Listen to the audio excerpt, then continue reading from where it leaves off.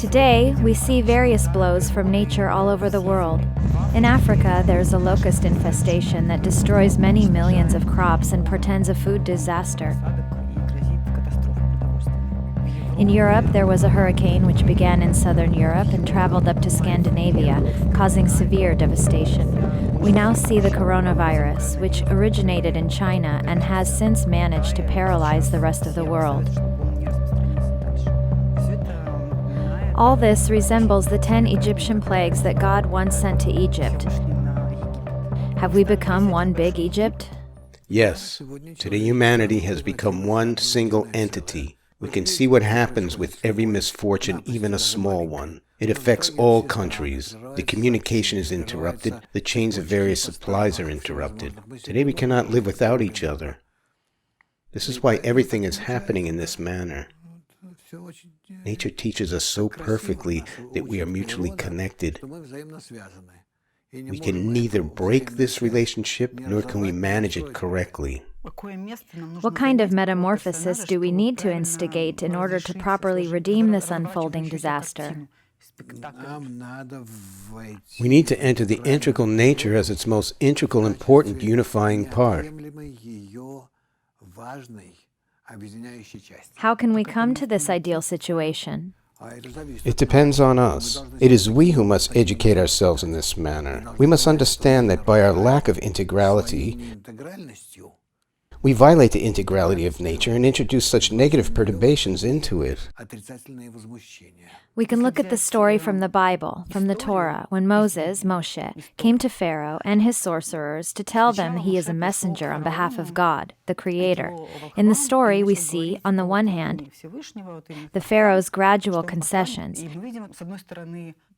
and yet each time Pharaoh would soon rebound and counter. Yes, you go, pray to your God, but still, I won't let you go. You won't leave. Stay here. This mankind's game with nature, will it also run along the same lines? Yes, we agree, but no, we will still be the same? Generally speaking, as stubborn humanity, just like that stubborn Pharaoh, we will not yield. We as stubborn Jewish people, the stiff ones, as it is said of us, we won't yield either. And the only one who works here against the Pharaoh and against the Jews is the Creator, the upper force of nature, a force that unites, which wants to lead everyone to a good, right balance.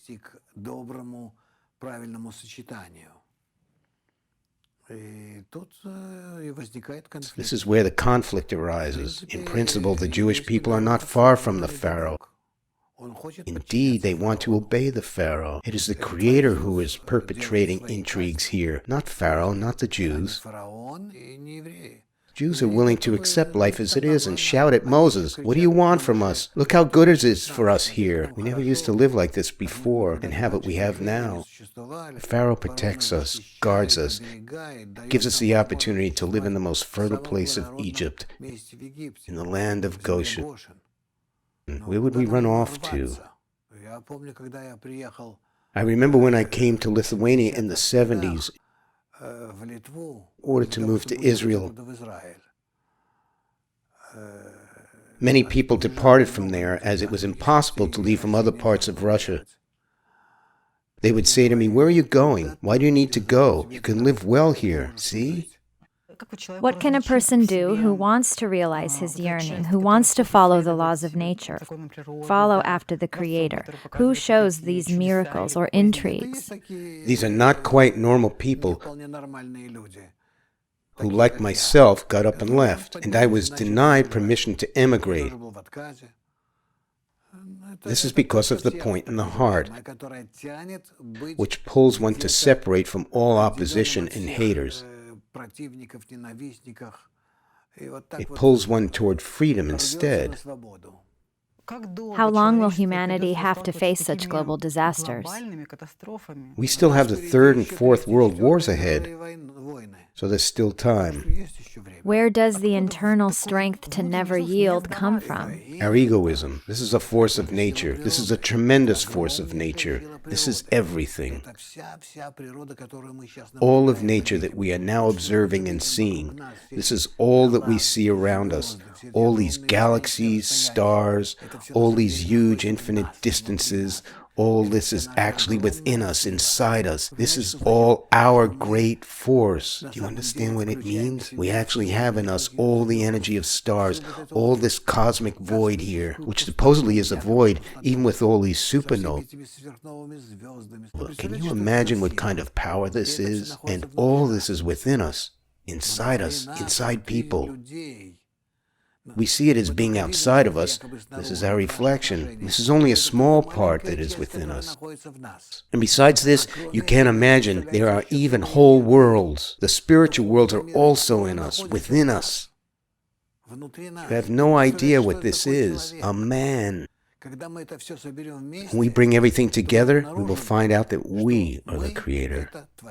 And what exactly needs to be brought together? All our energy, all our properties, to put it all together so that it's to make us integrally interconnected.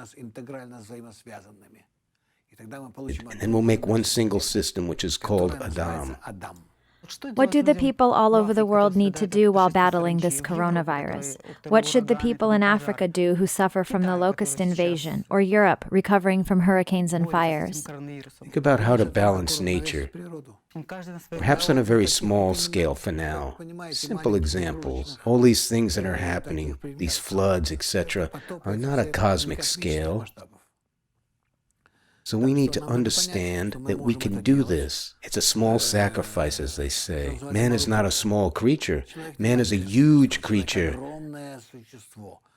This is a dinosaur that grabs and swallows the stars and the whole universe, and that's it. Man is the most evil force of nature. What will move humanity? Fear or desire for something more? For what is better than what we have now? Suffering. Suffering. We see this at all our previous stages of development. Only suffering moves a person forward. Suffering can be of two kinds. Either the suffering tangible to the animal body, or the suffering that we feel in our mind. That is, when we imagine where we are going and how we still need to pull ourselves up, put ourselves on our feet,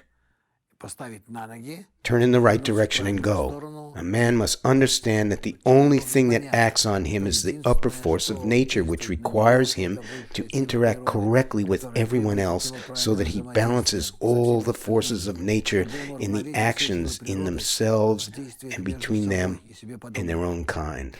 If you go back to the picture that is described in the Torah, there were Jews, there was a people of Israel, there was a Pharaoh, there was a creator, there were also inhabitants of Egypt. Who do people associate with in this story? What does a Pharaoh do? What does he lead everyone to? Pharaoh is a great force of nature, negative as such. And he pressures the Jews to agree to gather together and leave Egypt. Egypt is egoism. All of humanity is encased within egoism. To leave it, to rise above it, this also means to leave Egypt. The Egyptian plagues force us to rise from egoism. The most important thing is for us to want it, for humanity to realize that it must rise above egoism. This means getting out of Egypt. What flips the switch? What turns a person the other way around so that he says, yes, I want a new relationship, a new world? There are two forces, the stick and the reason. Where the stick hits, our reason must also be turned on to ask, why are we being beaten? In this way, we can get rid of the next blow every time. If we turn the reason on and begin to see cause and effect develop and where it leads, we can avoid the next suffering. By the way, our head does not work with us to analyze and avoid subsequent suffering, but in order to twist out of its way, to get out from under the stick, and still exist a bit longer as we wish. Jews spoil themselves this way. Their exclusivity and singularity given to them by nature in order to get out of egoism and pull the rest out after themselves, they use it, in fact, in order to remain in egoism, to stretch it out a bit longer. It is not so bad in Egypt. The force of nature specifically launches egoism, and then a second force, which in fact unites everyone. It does it all. What does a person need to do? Choose the right path and ask nature, the Creator, to support him on this path. And the right path is only to unite with each other through good relations. And then Israel and humanity will unite and make a unified system of relations among themselves where the Creator will be revealed.